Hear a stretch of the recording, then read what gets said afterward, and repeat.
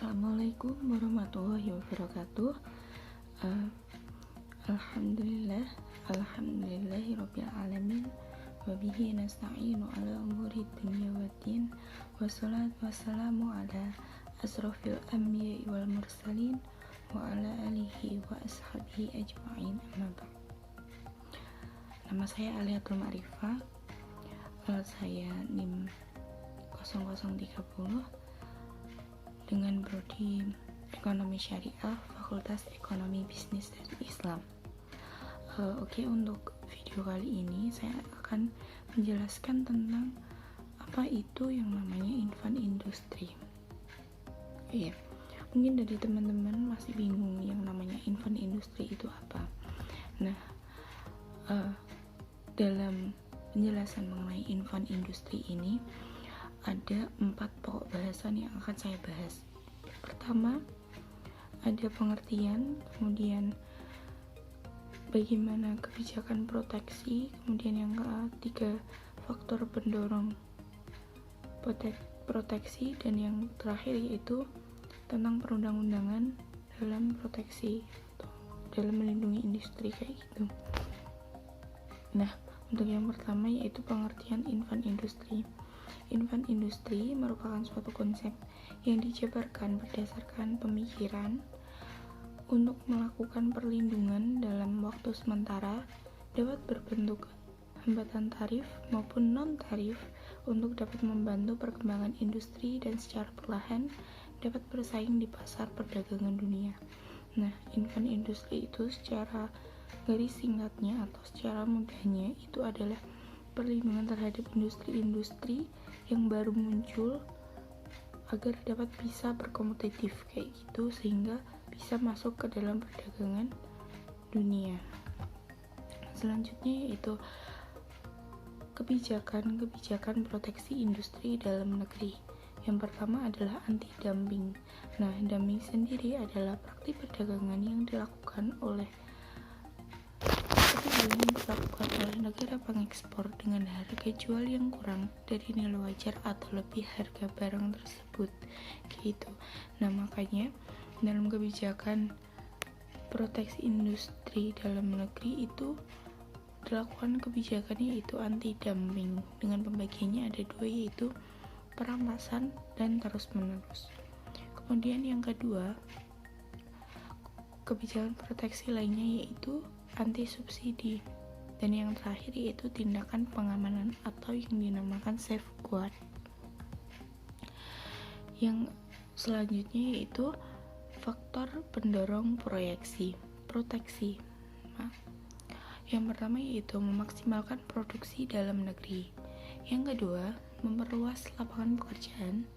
Yang ketiga, menghindari resiko yang mungkin timbul jika hanya menggantungkan diri pada suatu komoditi. Dan yang keempat, menjaga stabilitas nasional dan tidak menggantungkan diri pada negara lain. Selanjutnya yaitu peraturan perundang-undangan mengenai infant industry. Infant industry diatur dalam Undang-Undang Nomor 7 Tahun 2014 tentang perdagangan. Dan yang kedua yaitu peraturan safeguard yang memang sudah ada di Indonesia. Dalam hal proteksi perdagangan luar negeri, ada beberapa tujuan penting dalam proteksi. Nah, yang pertama itu adalah mengatasi masalah deflasi dan pengangguran. Kemudian yang kedua, mendorong perkembangan industri baru. Terus yang ketiga, menghindari kemerosotan industri tertentu. Dan kemudian ada memperbaiki neraca pembayaran dan menghindari dumping serta menambah pendapatan pemerintah. Nah, terkait dalam perundang-undangan yang saya sampaikan tadi tentang bagaimana perlindungan industri dalam negeri yang diatur dalam perundang-undangan, tadi sudah saya sampaikan terkait dengan UU Nomor 7 Tahun 2014 tentang perdagangan. Nah, perdagangan merupakan sebagai hal yang vital bagi bangsa Indonesia dalam meningkatkan pertumbuhan untuk meningkatkan pembangunan nasional dan pemerataan pembangunan dan stabilitas nasional. Nah, di Indonesia sendiri perdagangan telah mengalami yang namanya perubahan dari waktu ke waktu dan banyak dipengaruhi oleh kondisi perekonomian dan kebijakan penguasa pada masanya. Pembangunan di bidang ekonomi diarahkan dan dilaksanakan untuk memajukan kesejahteraan umum melalui pelaksanaan untuk memajukan demokrasi ekonomi melalui kegiatan perdagangan yang dapat memberikan daya dukung dalam meningkatkan produksi dan memeratakan pendapatan serta memperkuat daya saing produk dalam negeri. Maka diperlukan harmonisasi ketentuan di bidang perdagangan dalam kerangka kesatuan ekonomi nasional guna menyikapi perkembangan situasi perdagangan era globalisasi pada masa kini ataupun di masa depan.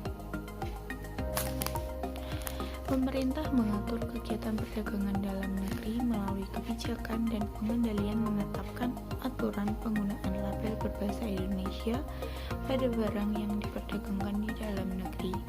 Pemerintah dan pemerintah daerah mengendalikan ketersediaan barang untuk kebutuhan pokok di seluruh wilayah negara Indonesia. Kemudian yang kedua tadi yaitu peraturan safeguard di Indonesia. Nah, ketentuan tentang safeguard di Indonesia ini diatur dalam Undang-Undang Nomor 7 Tahun 1994 tentang pengesahan Agreement Establishing the World Trade Organization. Nah, kemudian peraturan lebih lanjutnya itu ditetapkan dalam Keputusan Presiden Nomor 84 Tahun 2002 tentang tindakan pengamanan industri dalam negeri akibat